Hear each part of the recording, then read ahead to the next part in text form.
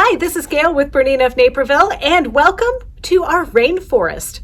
No, it's not a real rainforest. It's a rainbow rainforest because you've hopped on our first block for our Elizabeth Hartman Rainbow Rainforest Block of the Month. Now, this pattern is just so cute.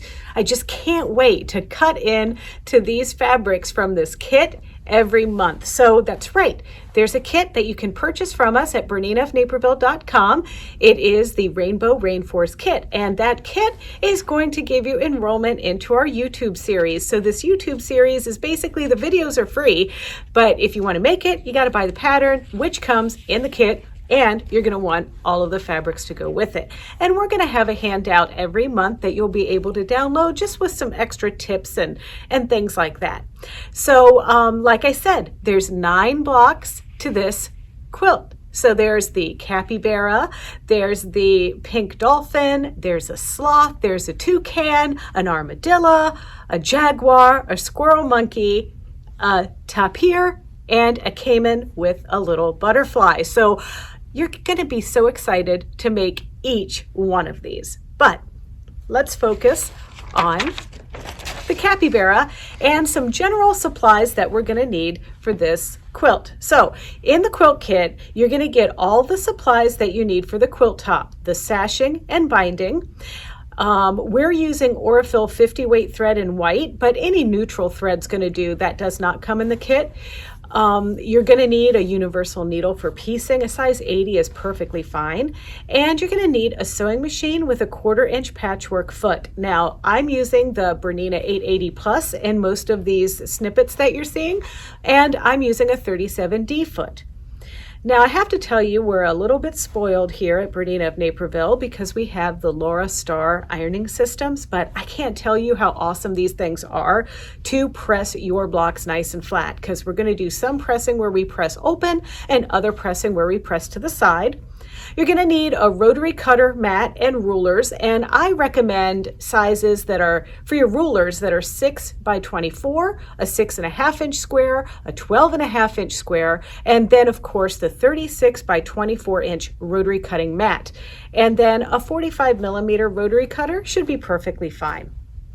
I also use the applique scissors, and I like the duckbill scissors that from Tula Pink. First of all, they're really pretty, shiny, and cute, but these are good with some of our foundation piecing. I like to trim one of the layers away from each other, so I use these a lot. And then, of course, little thread snips. You're also going to need fabric clips. Now, I don't use fabric clips to hold my fabric together. I actually use the fabric clips for labeling, and there's a lot of labels. And then, of course, straight pins to assist with sewing, and a marking pin.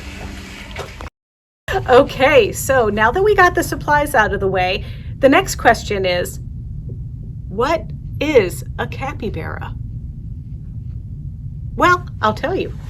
You're going to think I'm really smart, but I really just did my research at treehugger.com. So a capybara is the world's largest rodent. They're about 2 feet tall at their shoulders, and they weigh about 150 pounds. So, you know, they're like somebody's big dog. And I think these guys are so cute. I wouldn't mind having one as a pet, actually, but I don't have enough water to support them because they're semi-aquatic. And you know, that's why their eyes and their ears and their little nostrils are higher up on their head. It's because they can kind of like sit in the water like a little hippopotamus, and it allows them to keep most of their body below the water while they watch out for their predators. And you know, here's something that might be a little bit difficult is if you do have a pet capybara, their teeth never stop growing. I mean, they are a rodent after all. And you'll have to not just have one capybara, you're going to need a whole bunch because they live in groups. And they also eat plants and their own poo. Now I know that sounds a little bit gross, but the plants that they eat are really hard to digest. So the capybara will eat the plants, then as part of the digestion process, when it has its little morning, you know what, it'll go out and eat some of it so that it can digest the rest of the plant. Yeah, this pet thing isn't looking so good after all. I know. All right. Well, they're also a great place to sit. And you can ask any birds, particularly the yellow-headed caracara bird, who feeds on the insect from the top of the rodent's back while the animal benefits from, getting rid of these pesky bugs. So now that we know everything there is to know and we've seen all of these super awesome cute pictures, let's commemorate one in our block. We've got like the little leaves that are going to surround the capybara, and these are ultimately going to be 4 by 6 inch finished units, but they're made up in pairs. So they're going to be 4 different kinds of leaves, and we're going to label those units, and I'll show you how to do that in just a moment. But those leaves are made up. The first set is going to be a light pink solid with a kind of small little magenta flower. So that's set 1. Set 2 is going to be these bigger, larger maroon flowers with a dark magenta solid. And then of course the background is the linen colored Essex linen, and there's 5 yards of that in your kit, so you can't miss what fabric that one is. Now, as far as the little capybara goes, he's made up, or she, we don't know if it's a girl or a boy, is made up of 3 different fabrics. So the nose is actually a separate fabric than the 3 main fabrics. So the nose is the dark little piece of little sliver scrap that you get in your kit. And then his muzzle is actually cinnamon. That's an Essex linen.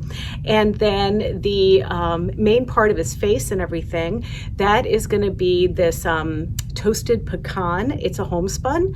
And then his body is the nutmeg Essex linen. So you should be able to spot those in your kit, but I don't want you to stress out if you pick the wrong color or whatever for the capybara, because you know what, nature is a funny thing, and people and animals come in all different textures and styles and color. And I mentioned that labeling thing. So you're going to label your pieces as you go. And we put together a labeling chart just for these Elizabeth Hartman patterns. So I have a labeling chart right here, and you're going to print 2 of these, and you can find them. There's a link in your handout that you're going to download from the description on this video, or our rainbow rainforest item on our Bernina of Naperville website. So with these, you're going to have A through Z, and then double A through double Z, and then we've got labels for the sashing and everything, and then there's 4 blank labels on each page. And the blank labels are going to be RP1, RS1, LS1, and LP1. Then you're going to have 4 others that are going to be labeled RP2, RS2, LS2, and LP2.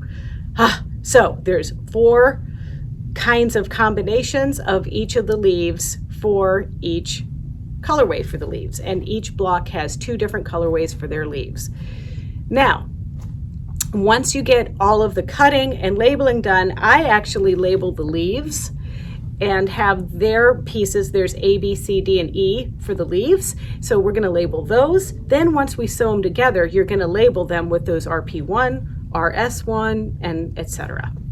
And labeling goes along with cutting. So you're going to follow the instructions on page 9 and 10 for cutting out the leaves, and you're going to follow the instructions on page 12 for the capybara. And I'm going to tell you this again and again, but you're going to label, label, label. And then stitching the leaves together. So for all pieced seams, except for the stitch and flip. So a lot of these are not necessarily like units that you're just going to massively sew together. Sometimes we're going to stitch and flip a little square onto the corner of something to round off the corner, whatever the case is. But for the leaves, we are actually going to sew the solid pieces to the print pieces according to the book, but because there's so many of them, I like to chain piece. And I'm just going to be using a 1/4 inch seam with my 37D foot and chain piece the seams together, and then I like to press these straight seams open. And just a little tidbit is, if you have a 3-inch solid strip, you're going to sew that to a 2-inch print piece. And that's how, in my mind, I kind of keep them together. And I also sewed my set 1 of the leaves together first, and then I sewed my set 2. Following that, 3-inch solid goes with a 2-inch print, and a 3-inch print goes with a 2-inch solid piece. And then the thing that I think is going to make you go cross-eyed and have your brain flip around in your head is the assignment for the leaves. Like I mentioned, there's 4 different leaves for the first colorway and 4 set of leaves for the second colorway. And where we need to really pay attention is how our background squares are going to be placed onto these leaves. So if you notice on our L pieces that the bottom left-hand corner square is the largest one, but on the R pieces, it's the opposite. So if it's labeled with an R before it, it gets its large square put at the bottom right-hand side of the leaf. And that's the difference. And you really need to pay attention to this. And then once you assemble your units, you're going to be very careful to label them. Now, I do want to make a very important announcement. The quilt will not explode if you get something wrong and you put an LP2 where an LP1 should be, but just, it's good to kind of exercise the old noodle every once in a while and keep track of these things. All right, now that we've laid everything out and we know exactly where our little squares are going, this is the time where we're going to draw our diagonal lines. And once again, we're going to sew on the diagonal, flip, and then add each corner individually, not all together. So now I'm just gonna rotate my square here just a little bit so you can see what I'm doing. So I'm just gonna draw my stitching line, and it's gonna go corner to corner, and I'm using a water-soluble wash-away marker.